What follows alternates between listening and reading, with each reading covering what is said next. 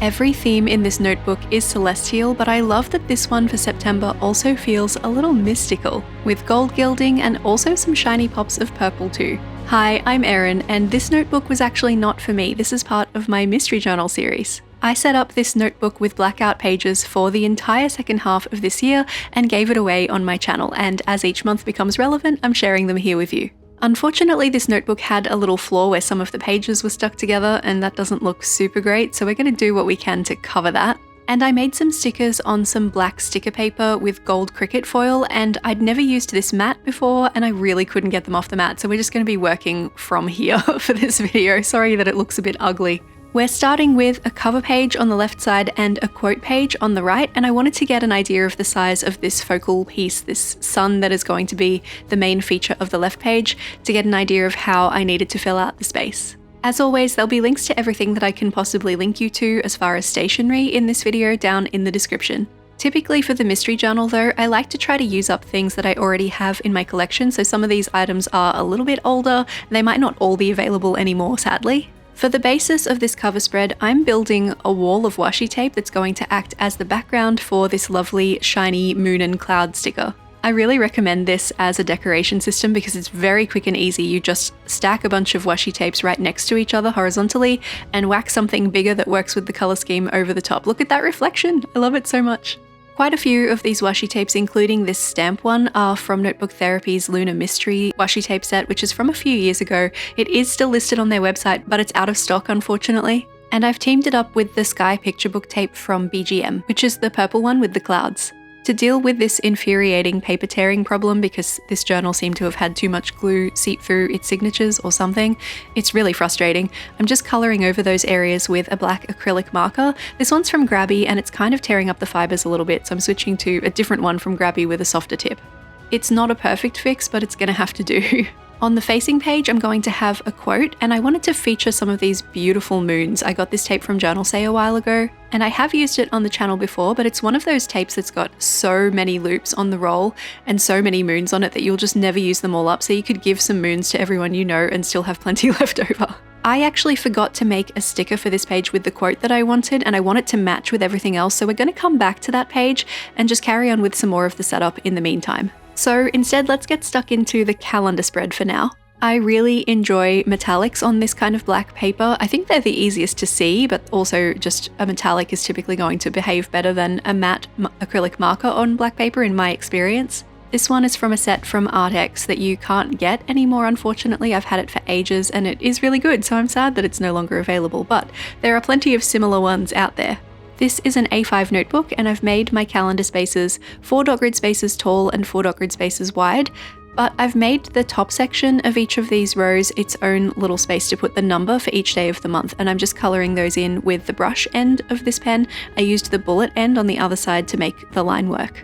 And just like in a journal with white pages where I use a white acrylic marker to cover my mistakes, I'm using the black acrylic marker from GRABIE to cover anywhere that I've made this a little bit less than perfect. This gorgeous champagne-y gold tape is from MT, and I'm stacking it with other tapes just like I did on the cover spread to make another kind of a wall situation. The metallic tapes from MT, I love them so much, but they're this kind of vinyl-y texture and they don't really rip very well, so I prefer to cut these ones with scissors.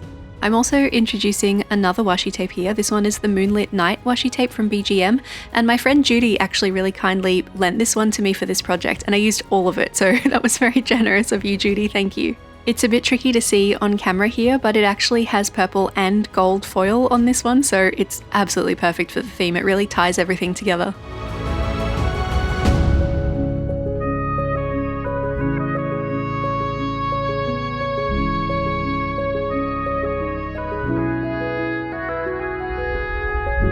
Now that my calendar is numbered, it's time to get some of my DIY functional stickers down onto the page. I made these ones with my Cricut Explore 3 and some Cricut transfer foil, and I have a video about how I make stickers in that way that I can link you to here in case you want to check it out. In case you're curious, the font I've used throughout this setup is called Keen G or Queen G. I'm not too sure how to pronounce it, but it's a really lovely one if you're wanting a witchy vibe. I also made some star cluster stickers that I'm using to add a little bit of an accent anywhere I need a little bit of something and I didn't have something to put there. I'm really aiming for a good mixture of purple and gold.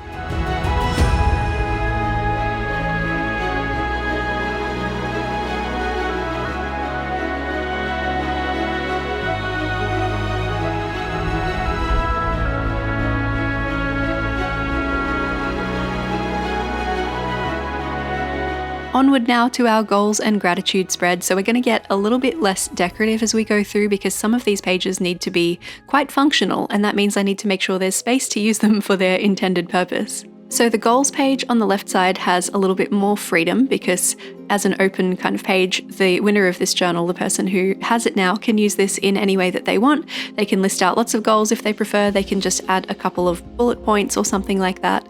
So there's a touch more room for decoration on that left page, but on the right page we have to keep things pretty minimal because we need space for a line for every single day of the month of September. That's because it's a gratitude log, so the idea is that for every day of the month you write down something that you're grateful for on that day. I know washi tape is kind of a divisive stationery category. I have definitely met people who tell me that they don't know how to use it and they never seem to be able to make it work. This is my love letter to washi tape because I actually think it is the most accessible, most quick and easy way to set up a journal if you're trying to do some kind of a decorative planning method. The scope of washi tapes available out there means that there's definitely something to suit everyone. They come in wide versions and thin versions and in-between versions, and you can fill in a tiny space with just a little bit of one, or you can use them like a wallpaper and put layers of them next to each other. I just think they're incredible and they're my favorite stationery category for a reason. Also, that GRABIE glitter marker that I used for the numbers on the gratitude log is an incredibly juicy pen and was probably a little bit too juicy for numbers like this purpose, but I'm committed now, so I have to go back in and add all of the initial down the side next to them here. So the T for Tuesday, W for Wednesday, T for Thursday, so on and so forth. I find that helps me on a gratitude log to have that information as well as the number. On a white page journal, I'm a really big relier on the old second line highlight, which is when you use a light shade of marker to draw a kind of highlighted line through every second row of something like the gratitude log to make the space really obvious. You can't do that in a blackout journal, it doesn't work. So I'm having to be a bit creative and try things a different way to what I do in my own journal, which is always fun. Which, having completely filled this journal, I know you're only seeing up to September at the moment, but I did do the whole thing before I mailed it off to the winner. I don't think I could see myself using a blackout journal for myself. This drove me a little crazy. I'm likely going to stick to the gold marker for any smaller lettering going forward because that was a lot easier than the purple one from the previous page. We're on to the habit tracker now, which is exactly what it sounds like, a space to try and get on track with things that you want to be doing but maybe aren't, or aren't doing frequently enough for the level of frequency that you'd like. This is a pretty simple way to set up a habit tracker, and it's one of my favorites, which is just to draw out 6 small calendars, as many as you need for however many habits you want to track, but I think 6 is a pretty decent place to start. And for each day that you complete the habit, you can colour in that number on the calendar or put a circle around it or draw a cross through it or something else, whatever your heart desires. I always like to make sure that there's consistency on these pages from one month to the next in the mystery journal because I don't want to give the winner of this journal space to track 6 habits in August and then take some of them away for September, because what if they still need them? So these pages stay pretty consistent. I like to change up the format a little bit, but the function will always be the same throughout an entire mystery journal, just so I'm not taking that functionality away. And our facing page is a spending log, and I'm having some trouble with my lines, unfortunately. I'm trying to use that gold marker, and it's not working, but it's not giving me like a really nice solid line either, so they're all requiring a little bit of a second go.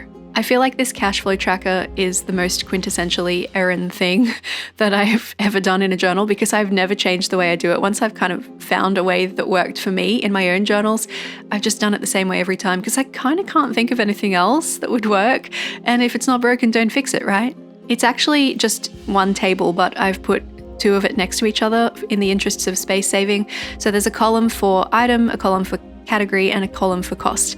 And every time you buy something, if it's just big purchases or everything, whatever it is, you write down what it was, what category it went into as far as your spending categories, which you can allocate to yourself. This journal has a whole cash flow tracker back at the beginning that this ties back into, and how much it cost, of course, and that will hopefully keep you on track and on budget when you're spending over the course of the month. This spread and the one that follows are much more loosey-goosey, very free, because these ones are up for interpretation a little bit. This one, the first one we're doing here now, is a memory spread, so a place to keep track of any notable memories from the course of the month, whether that's through some journaling through text or through junk journaling or photos or whatever you prefer, whatever the winner of this journal prefers. You can do that however you like. And I like to keep it somewhat minimally decorated, still fitting within the theme, but nothing too hardcore, so that the winner of the journal can use this page in whatever way they like without feeling too restricted and boxed in. The spread that follows this one is of a very similar nature, but I'm actually not giving it a purpose. It's just going to be a spare spread because I can't predict the needs of who this journal might end up with, because I don't know who it will end up with at the time I'm setting it up. And I like it that way. I enjoy the challenge, but in the interests of usability, again, for the winner of the journal, I like to give them a space that's already decorated but not too hardcore, so they can use it for anything that I haven't included that's essential to them.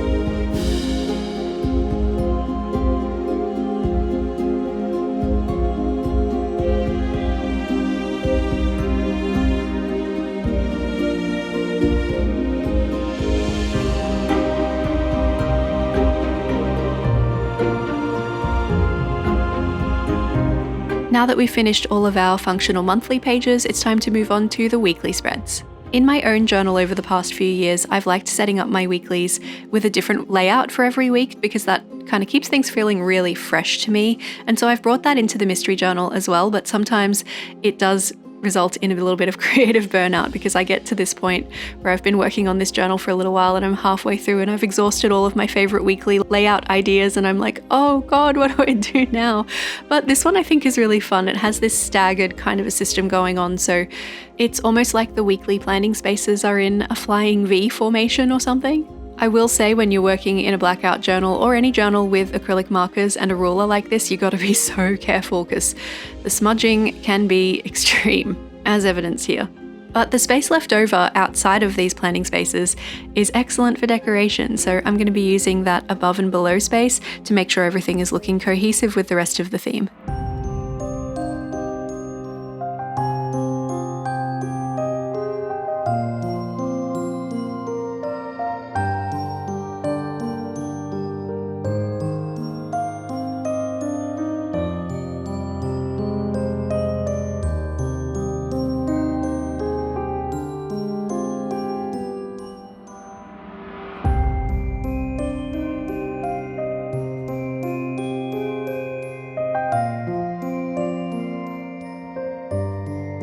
I went ahead and made titles for all of the weeklies into stickers as well, so that this is a really easy process for me. But just in case you're wondering why I'm starting with the 31st and not from the 1st of the month, that's really just because I like to keep whole weeks together and I like my weeks to start on Mondays. So every Monday to Sunday will stay together, even if sometimes that means they're sitting with a different month. So that is the 31st of August. But because more of the days of this week fall into September than August, it gets to sit with these guys. Also, something I always do when I'm making my headings for weeklies like this is forget to make the note section ones, so I'm going to do those at the same time as my cover spread quote, so that I've got that stuff to play with. We'll come back and stick those down when I've made them. So that was a vertical weekly layout. Let's try a horizontal one. I'm actually not going to need a note section title for this one because I'm filling in the space that would be a note section with some decoration, because I love my decoration and it keeps things feeling consistent. But I will also be adding a little bit of staggered decoration scattered throughout so that it's not just all kind of in this bottom heavy lower right section too. And when you're working with washi tape, it's really easy to just put little bits of it down, so this is a really easy way to get a page looking really nice very quickly.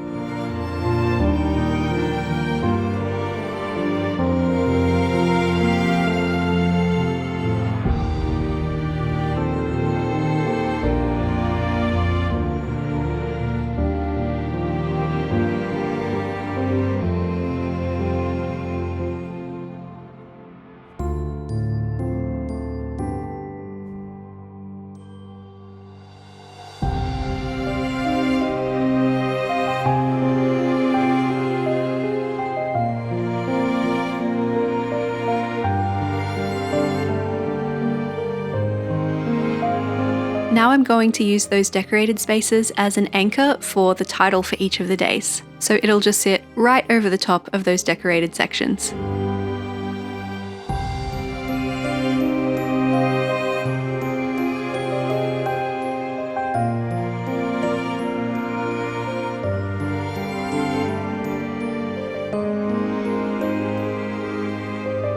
I wanted to try something a little bit more free-form and flowy for this one, so once I've sorted out my annoying glue issue, which thankfully is diminishing as I go through the book, it's less bad every time I come across a new signature, I'm going to have my decoration this time follow that curvy pencil line that sort of looks like a hair over my page. And our planning space will sort of nebulously float above and below this line.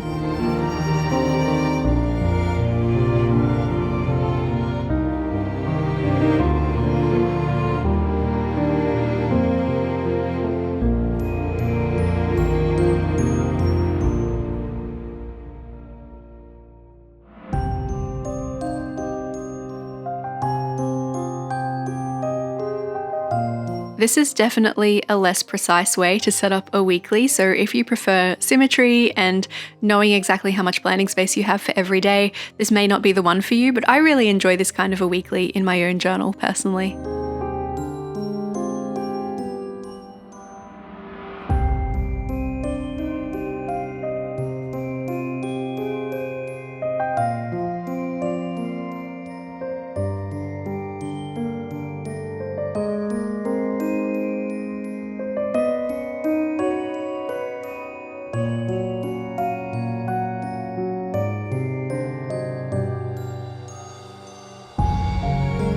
We've got one more weekly to set up here, and then we'll head back and make sure that all of our details from earlier that we didn't finish get to be finished. I'm using my washi tape as a divider this time through the center of the page, and I really like how that looks, this one especially because it's quite dark, blends really nicely with the paper. And then I'm dividing each page again vertically with a gold line, and as you can see, we've now got planning space for potentially 8 days, or 7 days and a note section, or 7 days and a decorative area too.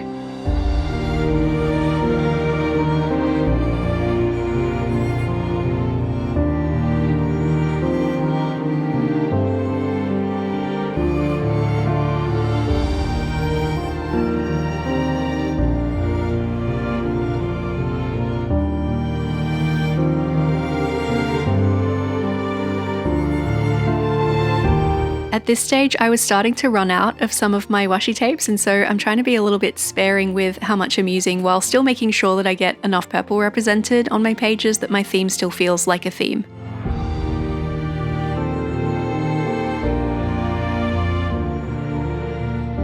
Hey presto changeo, by the power of editing magic, I now have some notes headers and a quote for my quote page as well, so let's add these little extra details in.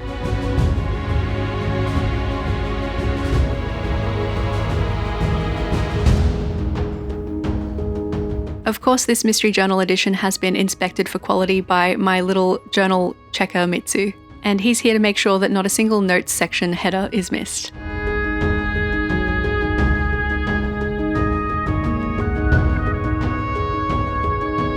Now we can flip all the way back to the start of this theme and set up that quote page that I really didn't want to forget about. I'm using basically the same setup system as I did on the left page, where it's just a stack of washi tapes touching each other, and then I'll slap my quote right on top of that.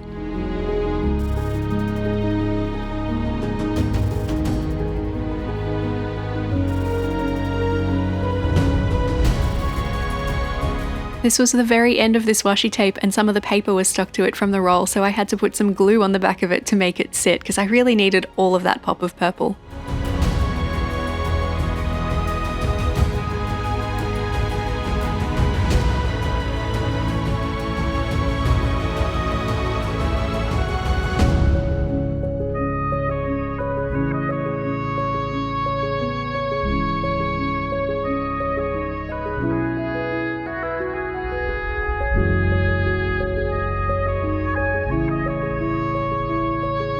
I really felt like this spread needed a little something extra to tie these pages together, so I'm adding another strip of my gold washi tape right at the bottom of the page and also along the top, just to make it feel almost like an open frame.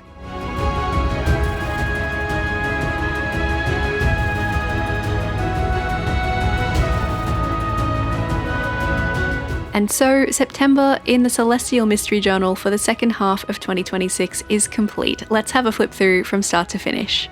When I was planning the themes for this journal, I had a live stream with my channel members where they helped me choose the tapes and the stickers and things, and this one actually changed a little bit from the live stream to this fully ideated version that you see here. It was really going to be a beige and gold theme, and the purple wasn't really factoring in, but when I saw the tape that had the purple and gold foil on it together, I thought, ooh, that could be the point of difference I've been looking for, and I'm so glad that I chased it down because I think this theme is stunning. And I really, really hope the winner of this journal has a wonderful time using it. Also, August was black and gold already, so it felt like doing the same thing twice, and this made it really feel like a completely different theme to August, which I loved. If celestial and mystical isn't quite your vibe, never fear, I have plenty of other September themes that can inspire you on the channel. Here's mine from last year, which is much more floral. Or if you love celestial themes, here's a link to the playlist of all the mystery journal setups so far this year so you can see the previous ones from this journal too.